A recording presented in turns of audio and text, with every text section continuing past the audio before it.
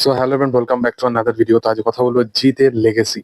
তো জিতের লেগেসি এই কথাটা এই কারণবশত বলছি, তো তোমরা সকলেই জানো যে খাকি দ্য বেঙ্গল চ্যাপ্টার নেটফ্লিক্স এর মতো বড় স্ট্রিমিং প্ল্যাটফর্মে কিন্তু স্ট্রিম করে গেছে এবং এই কাজটা দুর্দান্ত মাফিক একটা কাজ হয়েছে। আমি অলরেডি রিভিউ করেছি, তো যারা যারা রিভিউ দেখোনি তারা অবশ্যই গিয়ে চেক আউট করতে পারো। ব্যাপক হয়েছে কাজটা, আমার দুর্দান্ত লেগেছে কাজটা। তো ফাইনালি এই কাজটা তো এসে গেছে এবং এই কাজটা হিন্দি ভাষা, বাংলা ভাষা এবং সম্ভবত ইংলিশ ভাষায় ছিল। তো যারা দেখেছে তারা অবশ্যই বুঝতে পারবে। আমি বাংলা ভাষাটাও ট্রাই করেছি একটা দুটো এপিসোড দেখা এবং সেগুলো ব্যাপক। কারণ ওই যে কোর ফিলিংটা যে তুমি কোনো বাংলা সিরিজ দেখছো, এই ব্যাপারটা কিন্তু তোমার মানে বুঝতে সময় লাগবে না। মানে তোমার মনে হবে যে হ্যাঁ তুমি ইম্প্যাক্ট তুমি বুঝতে পারছো।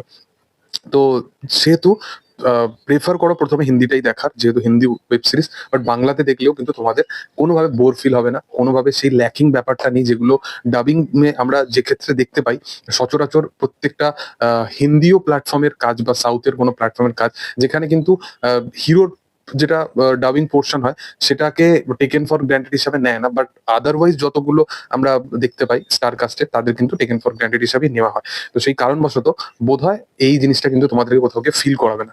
তো বলে রাখি, জিদ্দা কেরিয়ারের শুরুর দিকে একটা টাইম ছিল যখন সাউথে কাজ করতে গেছিল। বোধহয় একটা তেলেগু ফিল্ম সে করেছিল, সিনেমাটার নাম ছিল চান্দু বলে। এবং সেই সিনেমাটা একদমই বক্স অফিসে ফ্লপ করে যায় এবং সে ভাবে যে আমার হয়তো কেরিয়ার শেষ হয়ে গেছে, আমি আর কোনোভাবে কোনো রিভাইভ পাবো না আমার এই কেরিয়ারে। তো সেখান থেকেই সাথীর স্টার্টিং হয়, অনেক স্ট্রাগল লাইফ তাকে ফেস করতে হয়, সবকিছুই করতে হয়। আর আজকে সেই মানুষটা প্যান ইন্ডিয়া কাঁপাচ্ছে। আজকে প্রত্যেকটা বড় বড় আহ যত তারকা তারকা রিভিউয়াররা আছে সবাই খাকি দ্য বেঙ্গল চ্যাপ্টারে প্রশংসা করছে জিদ্দার, প্রশংসা করছে প্রসেনজিৎ চট্টোপাধ্যায়।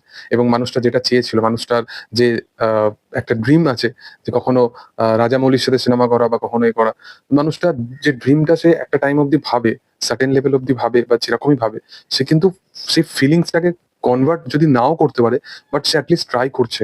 মানে হাওয়াতে কথাবার্তা বলে না। কিছু কিছু মানুষ এখানে নিজেকে লিডিং মোস্ট সুপারস্টার হিসেবে গণ্য করে, অথচ তার ছবি 23,000 টাকার বেশি কালেকশন করতে পারে না। তো মানে ফেস ভ্যালু থাকলেই যে তুমি সুপারস্টার, এটা কিন্তু কোনো দিক থেকে নয়। ঠিক আছে? তো খাকি দা বেঙ্গল চ্যাপ্টার ফাইনালি আসতে চলেছে তামিল এবং তেলেগু ভার্সনে। তো তারা প্রত্যেকটা অডিয়েন্সকে বুঝে গেছে যে এই সিরিজটা কিন্তু খাবে।